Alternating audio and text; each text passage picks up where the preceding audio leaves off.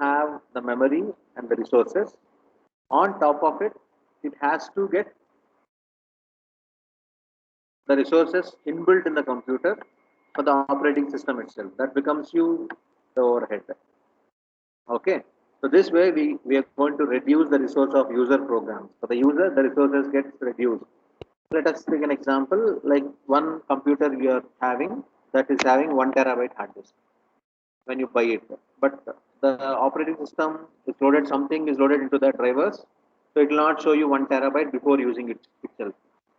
Okay, and after loading some operating system into it, it shows only some 750 GB or 800 GB. Some 200 GB might have taken for operating system, or 100 GB or 50 GB, it varies. So that extra thing, what it is being used is called overhead. Okay. So because of this problem, we are not able to allocate too many resources. Okay. To make sure the system is efficient, we should make sure that the overhead should not increase too much. Okay. When you are trying to make the effective use of that, and make sure the minimum use of overhead. Make sure that overhead should not be too much. Okay. That's about it. And next, user convenience. Let us see what all the things user is feeling convenient. So what is the necessity of this should be fulfilled. I want to run the slides or I want to play a video. That's your necessity, whether you're fulfilling it or not. So I want to play some video or I want to play an audio song, whether the computer is going to perform it properly or not. So the ability of the system to run the file, yes, it's happening or not happening. Yeah, good service. What is good service? Whenever you tell very bad service they are providing, or the service is not poor, network is very poor, you will tell when you're calling someone, because when you try to call them, it will not connect or the call will not get established. Like that, when you try to initiate something in your operating system, if you want to open a word file, it will take some 10 minutes to open it. Okay, then it's good service or bad service? When you open it, it has to open immediately, right? How much fast it has to open, we'll be eagerly waiting for it. So that's the thing. So speedy response to computational request. When you give a request, it has to respond fast. Then we call it as good service. And next, user-friendly interface. The interface should be user-friendly always. It should be easy to use, and the commands also to be very easy to use. Commands are also very simple and short it should be, and GUI also it should be very simple. Then we call it as user-friendly. That is called user convenience. And we should update the programming models what we use, and we should use the concurrent programming model, and make sure that if suppose I am using a mobile phone which is having some A version, tomorrow the B version will come, later C version will come, I am going to update that version, whether we are going to upgrade it, all the contacts, all the display, so all the files what we have, how they are going to handle it. Okay, so the old files has to come in the new format.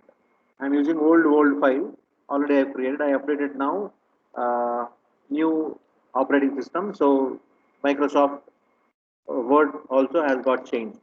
Whether the old files will be opening in the new one or the old one, how that the things will happen.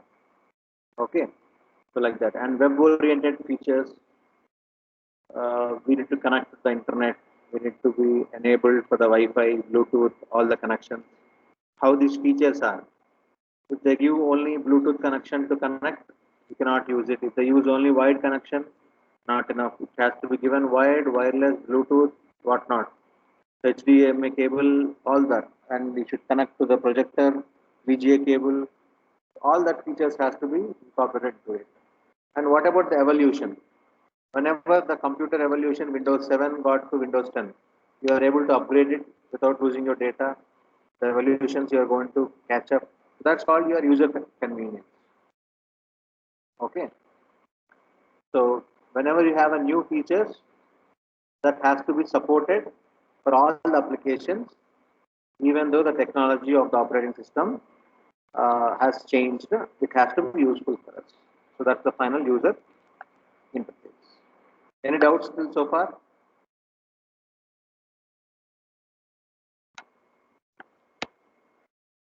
So any doubts for anyone? Any discussions? Please let me know.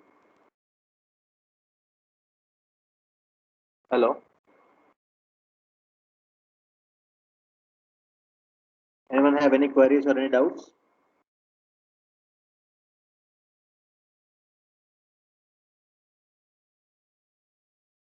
We'll continue. So that's about user convenience, and they're seeing non-interference. So what is non-interference? Not interference, non-interference.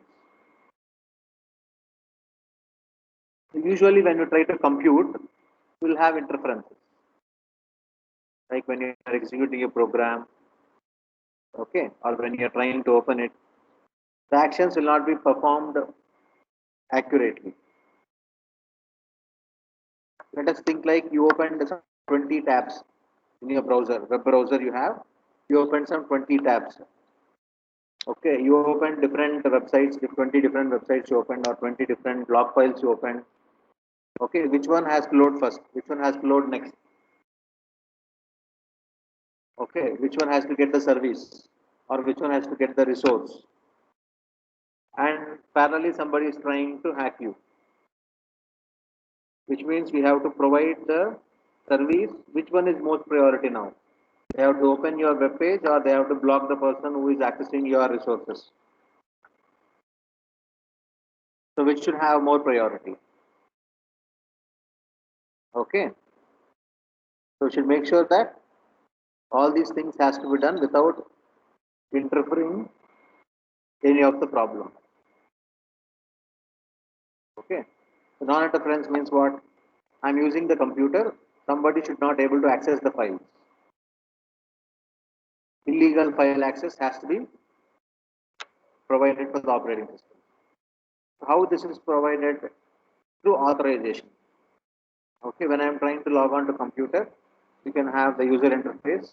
So coming up with password, you authorize that it's you, then somebody will not take the things unauthorized way or illegal way.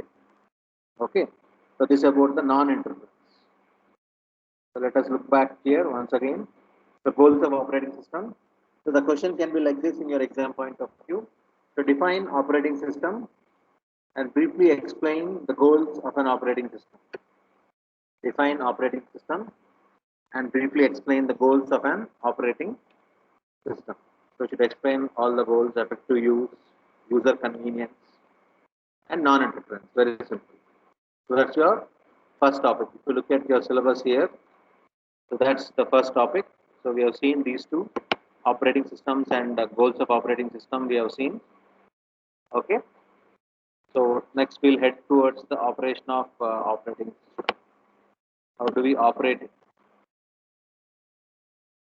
Okay, these two has been discussed. Now we'll head towards the operation of an operating system. So let us try to understand how do we operate this. Yeah, from here.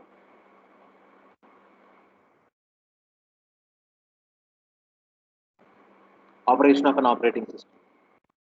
So any clarifications you want, please let me know. So anything you want to discuss, feel comfortable and discuss. What do you feel meant by operating systems? Operations of operating systems. What are the operations involved in operating systems? What is operation?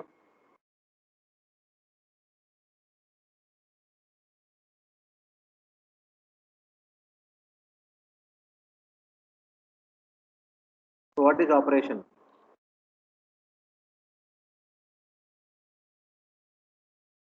Hmm?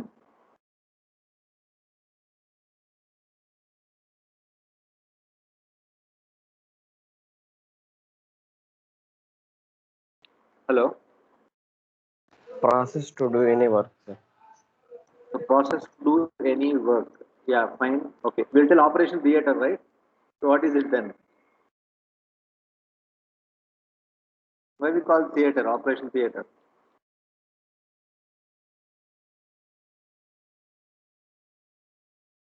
And what do you expect operations What operations has to be done in operating system?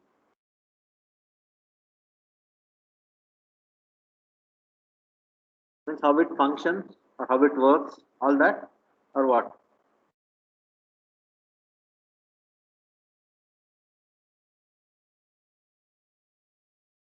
It functions effectively, or it's easy to use. Like I'm trying to ask you or give you an overview of how exactly this operation will help us. Okay, like when we see Windows operating system, when you switch on the computer, okay, it will take some time to boot, or it will take some time to load the programs already inside. Can you see the program? We cannot see the program, but the backend, all these programs are executed. Okay, the OS is going to schedule accordingly. With the moment you press restart, the operating system has to schedule and initiate the program. How to manage the program when I am restarting it? Okay, the power supply is went off.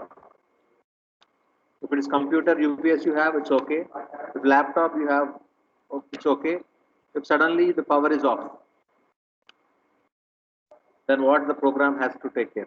When you restart again, how it should function? Or internet connection you have plugged off. Like resource, that is resource management.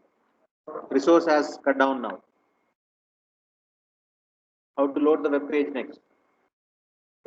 And next, the security of the web page or security of operating system, you're not able to have protection. So any files you want, you're loading. Any files you want, you're taking, and you're connecting it to the LAN. You're connecting it to Wi-Fi. You're connecting with the internet. And how do somebody will access your files? How do you security for it? How do you protection for it? Is what we're going to see. Okay. So in general, the common tasks performed by operating system. What are the common tasks performed by an operating system? The first one, it should construct or it should have the list of resources. It should have the list of resources. So during booting itself, it will have the list of resources. Let us say the Wi-Fi button is on. Okay, internet cable I have connected, VGMA cable I have connected, power supply I have connected. During booting only, it should be able to analyze what all things connected and make sure those things also be ready after the booting is completed. Okay, that's about the booting part. And let us think like I'm using Word file, editing data, saving data, all that. So how to maintain the log files, which one I am trying to use, how to do it, so like that. So whichever things are available here, whichever apps I've installed, all the apps has to get refreshed, updated during the booting time itself. Okay, and it has to maintain the information in it with a high security. When I'm trying to use new registrations, new passwords has to get updated, all that. Okay. Sometimes some laptops or some operating systems will scan the face, or some will scan the iris retina, some will scan thumb wrist, some of them will use password, and some will use OTP. Like that, different ways to identify and give the security.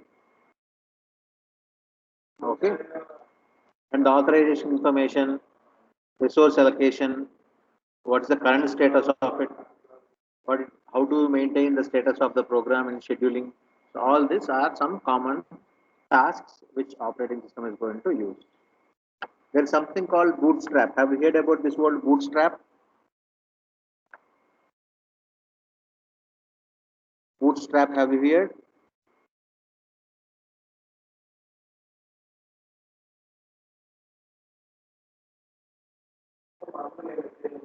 So have you heard this bootstrap? Yes?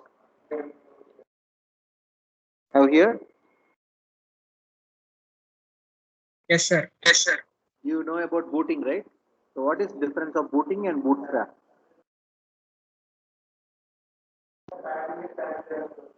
Booting and bootstrap. Both are same or different? Both are same. So when you try to switch on the computer, right? The computer, the cursor will keep moving 4 to 5 times, booting like that.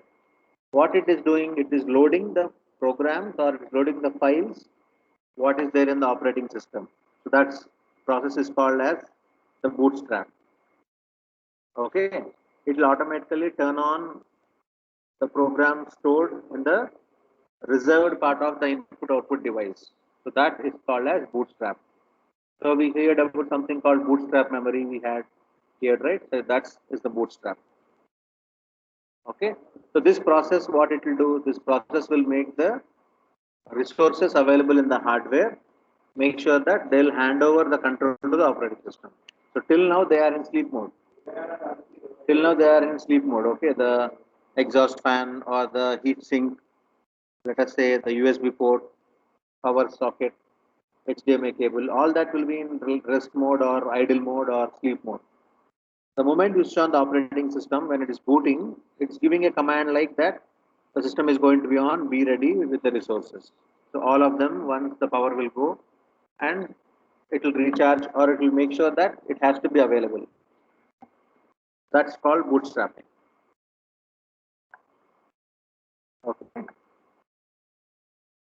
So this OS also will activate the only user to access it. How do we access that? Using the authorized thing. Okay, we put a password or whatever it is. So we'll make sure that the resources are given for only that user. Even you can put passwords for different applications. Okay, so all that. Yeah, the first one. So three things are there here, right? We'll again discuss this from the afternoon time. So program management, resource management, security and protection. So we'll discuss from here on the afternoon class. Okay. So any doubts or queries? So till now, please let me know.